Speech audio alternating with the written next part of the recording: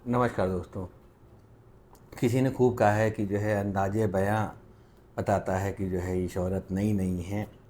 ख़ानदानी जो लोग होते हैं उनका तो मिजाज भी विनम्र होता है। संसद में आजकल कुछ ऐसे ही देखने को मिलता भी है और समझने के लिए बहुत कुछ होता है कि कौन किस बैकग्राउंड का है और कैसी भाषा शैली का प्रयोग कर रहा है।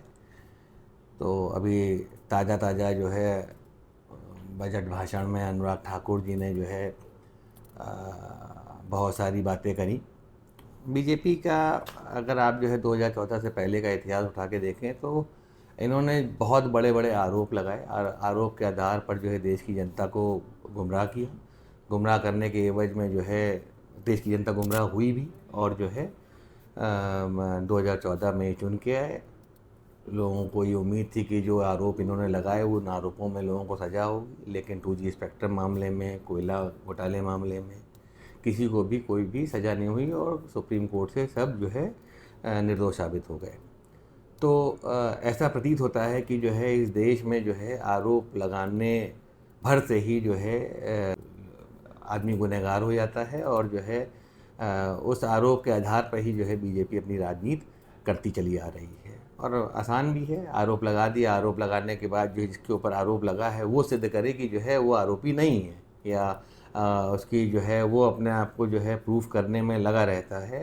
अगर आप देखें जो है दिल्ली की सरकार में चाहे वहाँ के मुख्यमंत्री हों, उप मुख्यमंत्री हों या शराब घोटाले में वहाँ के मंत्री सत्येंद्र यादव हों, सब आज तक जेल में हैं। आरोप ही लगा हुआ है और आज जो है कई कई सालों से लोग जेल में हैं।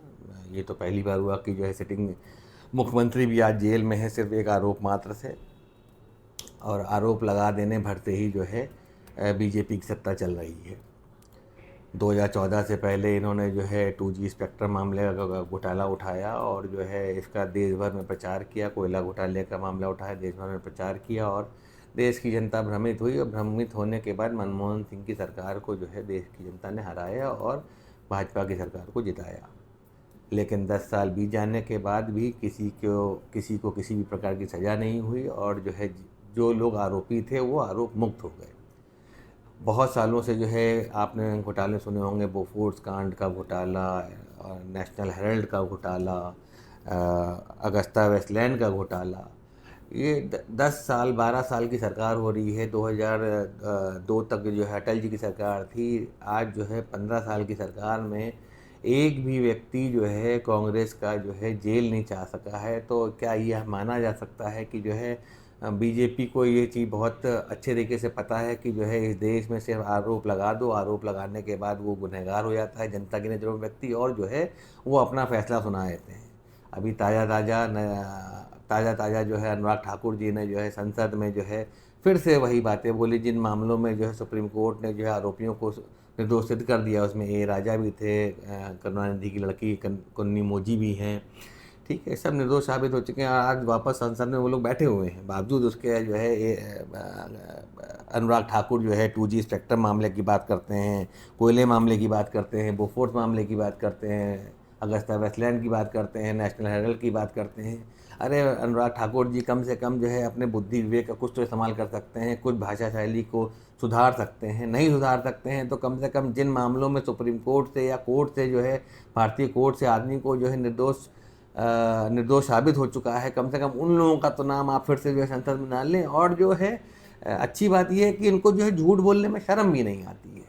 आगे के वीडियो में आप देखेंगे जो है बजट सत्र में अनुराग ठाकुर ने किस किस तरह की बातें करी और जो है उनका जो है किस तरीके से जवाब दिया गया और कौन सौम्य है कौन असभ्य है, ये ज़रूर देखने को मिलेगा। और आखिरी में फिर से कहना चाहता हूँ, वीडियो को पूरा देखिएगा। और इस देश में एक चीज़ बड़ी ऐतिहासिक हुई है कि आरोप लगाओ और राजनीति करो। सज़ा किसी को नहीं होती है। कोई भी व्यक्ति किसी के ऊपर आरोप लगा दे, अब वह व्यक्ति जाए और अपने आप को आरोप मुक्त साबित करे। जब तक उसका आरोप मुक्त नहीं होता है तब तक वो आदमी दोषी है और जो है उसको जो है दोषी की तरह ट्रीटमेंट दिया जाता है। तो ये तो देश के कानून में ही संशोधन की ज़रूरत है कि जो है आरोप लगाने वाले के साथ भी कोई ना कोई बड़ी कार्रवाई होनी चाहिए कि किस आधार पे उसने आरोप लगाया, और सिर्फ आरोप लगा देने भर से क्या कोई आदमी आरोपी हो जाता है, और जब तक कि जो है वो अपने आरोप को सिद्ध ना कर दे तब तक क्या वो आरोपी ही रहेगा। वीडियो को देखिए और समझिए कि जो है कौन सभ्य है और कौन असभ्य है। जो खानदानी रईस होते मिजाज रखते हैं नर्म अपना, तुम्हारा लहजा बता रहा है अभी ये दौलत नई नई है। जरा सा कुदरत ने क्या नवाजा के आके बैठे हो पहली सफ में, अभी से उड़ने लगे हवा में, अभी तो शोहरत नई नई। व्यक्ति को बजट निर्माण की प्रक्रिया का पता ना हो, संसदीय कार्य में रुचि ना हो, मात्र अध्यादेश को फाड़ने का काम किया हो, उससे क्या अपेक्षा की जा सकती है। मैं पूछना चाहता हूं हलवा किसको मिला, मैं पूछता हूं हलवा किसको मिला।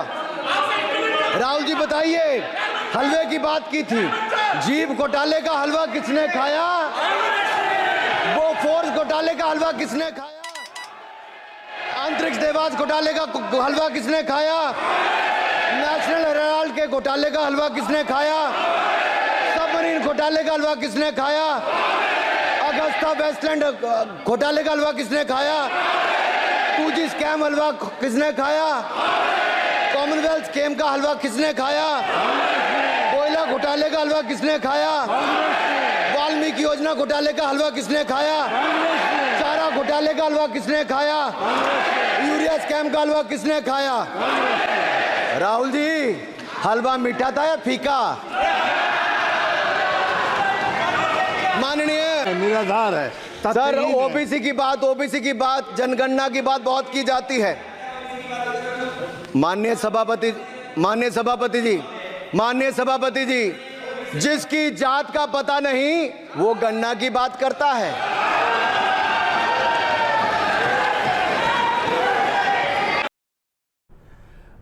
भली भांति देखा जा सकता है कि अनुराग ठाकुर जी सरेआम जो है झूठ पे झूठ बोले जा रहे हैं, और जो है शुरू से जो है भाजपाइयों ने जो किया है आरोप लगाने का काम, आज भी वो आरोपी लगा रहे हैं। उनमें से कई सारे घोटालों का उन्होंने ऐसा नाम ले लिया जिनमें जो है जो आरोपी थे वो न्यायालय से जो है दोषमुक्त हो चुके हैं, बावजूद उसके जो है संसद में जहाँ पर जो है कानून बनाया जाता है, सबसे लोकतंत्र का मंदिर है, वहाँ पर अनुराग ठाकुर जो है धड़ल्ले से सिर्फ और सिर्फ झूठ बोल रहे हैं, भ्रामक बातें कर रहे हैं, और ये दर्शा रहे हैं कि जो है उनको राजनीति करनी नहीं आती है। और अंत में अनुराग ठाकुर जी भूल गए कि 10 साल से सरकार में वो लोग हैं, और चाहते अगर वाकई में लोग आरोपी थे और उन्होंने जो है कुछ गुनाह किया था तो 10 साल की सरकार बहुत बड़ी सरकार होती है, बहुत लंबा समय हो सकता था। काहे नहीं राहुल गांधी, सोनिया गांधी, उनके प्रियंका गांधी के हस्बैंड वाड्रा साहब जेल में क्यों नहीं है? ये सवाल जो है आपसे जनता पूछ रही है। सिर्फ आरोप लगाने का काम बंद करिए अनुराग ठाकुर जी।